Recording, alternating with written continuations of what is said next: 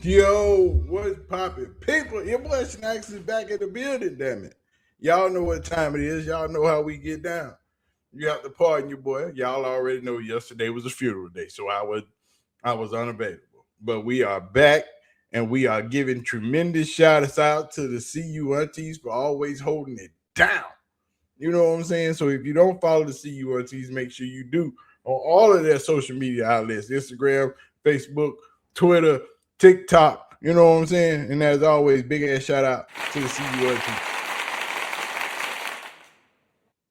And Cleveland media is coming to the realization that ain't nobody else coming to save you. You ain't getting no more quarterback. I think we are now past the remnants in the era of the Cleveland media offering up this quarterback position to anybody and everybody. Earl Da Pearl, yeah, he's sick of this shit. Y'all need to calm down because this is where we at, this is what we got, and this is what we gonna do. Let's go, Earl.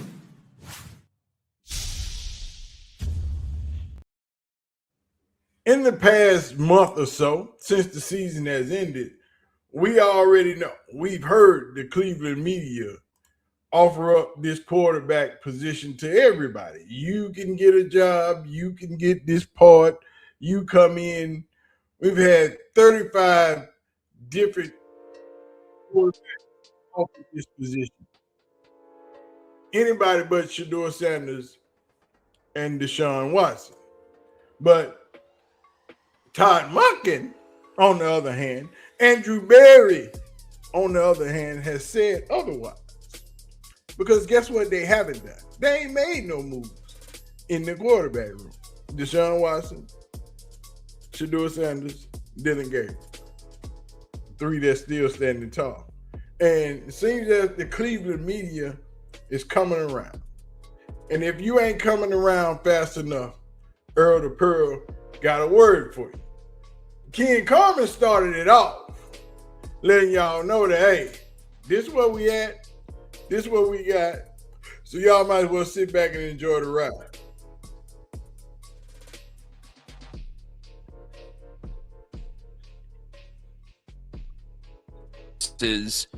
Yeah, we see it every Sunday. You know who else saw it every Sunday? Or you know who else saw it over the offseason? Malik Willis, Kyler Murray, Aaron Rodgers, if you wanted to go down, Kirk Cousins, if you wanted to go down there. I mean, who are the other guys? Tua Tagovailoa. They all saw how bad it is. They don't want to be a part of it. Why the would Browns you? know they don't want to be a part of it. Guys, this is the plan. For better, for worse, and always it usually is for worse. I've been the one who I feel is telling the truth here. I'm not selling any false hope. This is what it is. You put the kid out there, he either sinks or swims. There's not a lot of talent around him. He needs a lot of talent around him. There are deficiencies there. He probably sinks. It's the way she goes. But at least people will be interested in seeing him. Guys, you're denying the truth. This is the plan. That is fact. That is fact. Now, Black Hoodie Ken went off on Friday. Ken was on one on Friday. But Nick Wilson and Peterlin had a comment about what Ken had to say on the show on Friday. As you know, they host the afternoon show.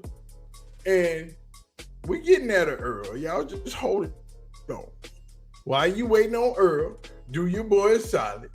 Hit the like button, hit the subscribe button. Because we finna get to Earl. Because Earl just shuts it all down. Because Earl's sick of this shit.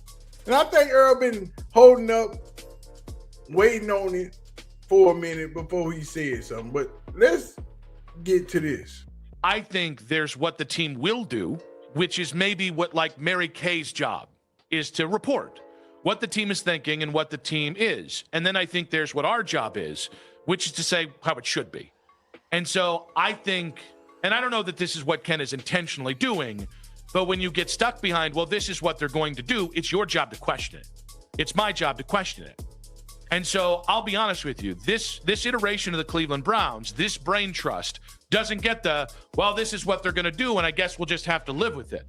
No. I'm not a reporter. My job is to critique a team and assess what a team does. And I'll be honest with you, 99% of the NFL wouldn't have the balls to put Shedeur and Deshaun out there. And again, this is about Deshaun. It's really not about Shedeur. And say this is a cogent plan at quarterback. I haven't heard what Ken thinks they should do. Because if Ken thinks they should go with Shedeur and Deshaun, I think he thinks that they should go with Shedeur and Deshaun, right? No, because he's doing the I was right bit before he was right. He's doing the I'm telling you how it's going to be versus this is how it should be. Well, and obviously we got to see it play out. There's still a big component to that we have to see it play out. But you can think that it's going to be that while also then expressing it's probably what the Browns are going to do. While also the other door of this is it's not as if you sign up to think that this is going to clear all the mistakes and make everything all good too. I think. And see, that's the problem. Everybody, it's okay to have your opinion. But when you want everything else but what you have,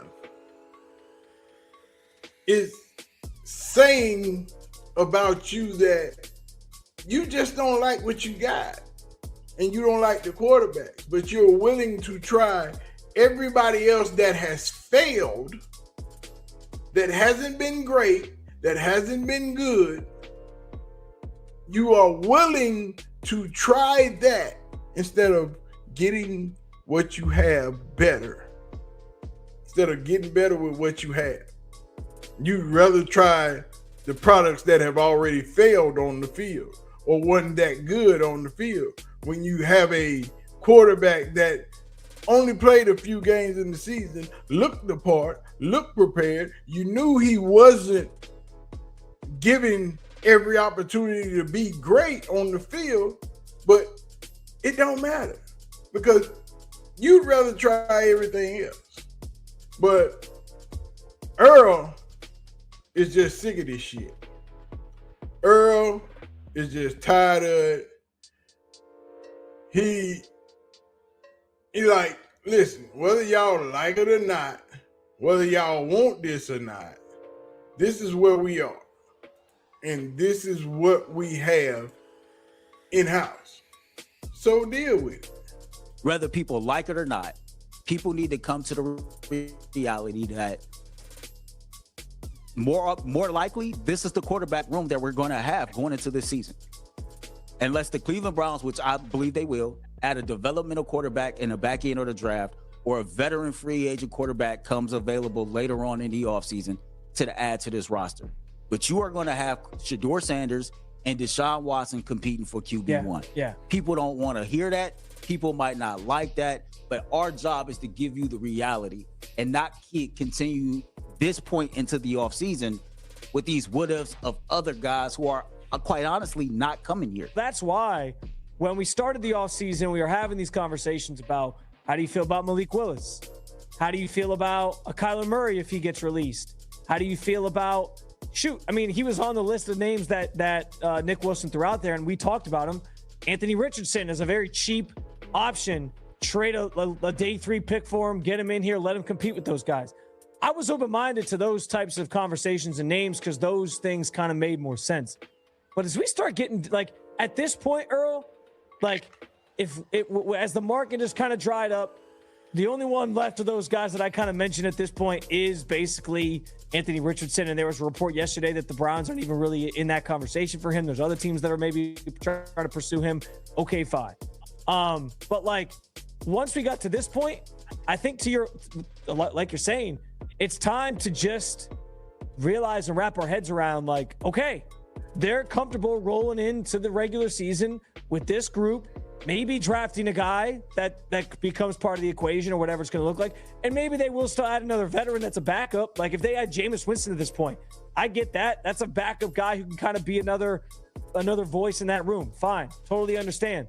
But we're throwing out names like, how do you feel about Trey Lance getting added to the competition? Like, what are we doing? How do you feel about Kenny Pickett getting out of the competition? How do we feel about Zach Wilson getting out of the competition? There was another name I had yesterday. I'm like, where are these names coming from? Exactly. And that right there is the problem. Every reporter in Cleveland has thrown out a million names. Anybody but Shedeur or Deshaun. And therein lies your problem with the Cleveland media. And Earl is just fed up with the shit. And he like, man, enough is enough. We need to calm it down. We just got to stop, because at this point, y'all are just going too far. Y'all are just throwing something at the wall and seeing if it freaking sticks. Stop being stupid and get on board with what you have in your quarterback room and support it. It's either people want to accelerate the process or they don't have a realistic view of truly what's going on. I understand that the quarterback position is one that has not been solved. I totally 100% get that. Yeah. But it is people in the fan base and some people in the media that is operating like we can just solve all our issues at once, and that because we need a quarterback, that they'll just take anything that's out here instead of trying to develop what's already in-house. That's the problem. And that's what's frustrating me. I can see if this was the same coaching regime that was here before, but it's not. You got a brand new head coach with a brand new philosophy, with a lot of different position coaches, all new coordinators, etc. This man has a track record of developing players and creating systems where players can play fast and physical. He's talked about this. And so if you look at what's available in free agency or the potential of quarterbacks that can trade for, none of these dudes, in my opinion, are clear-cut upgrades over what we have. And if these are the options and they are not clear-cut upgrades, seeing what the Browns' overall issues are, why are you investing free agent dollars in that position? Why are you investing draft capital in that position via trade, where you got a coach, give him the opportunity to see what quarterbacks he like late, draft one of those guys, and let that be your developmental quarterback? Why are people so enamored with always having somebody else that's outside of the building all the damn time? Simply, I'll answer that question for you, Earl, because they don't like Todd Monken. And the people here that don't like Todd Monken, because their access has been taken away. Those people without the access that they had, they got comfortable because the last coach was the longest tenured coach in Cleveland since 1999. No other coach has been here for 6 years. And they were comfortable. And those relationships that they had are no longer here. They don't have access anymore. They got to start all over again. So they'd rather Todd Monken fail, they'd rather shedeursanders fail and get them out of here. For what? Because you still have to start over again, because that only equals a new regime. And I don't understand it, why the Cleveland media is so enamored and want shedeursanders and Todd Monken to fail so badly. Never seen nothing like it in my life. They have tried to bring in every other coach before Todd Monken was hired. They were on coach 926, but Todd Monken's name was never mentioned. And I told y'all, Todd Monken is still there. Don't act like he ain't. But it is what it is. Y'all know what to do, man. Hit the like button. Hit the subscribe button. Hype your boy up with that little star down there at the bottom. Watch one of these videos out here. I'm sorry about yesterday. Y'all know we had the funeral and all that stuff. But anyway, I'm going to get out of here. I'm going to holler at y'all. We going to do the damn thing. We out of here. Peace out.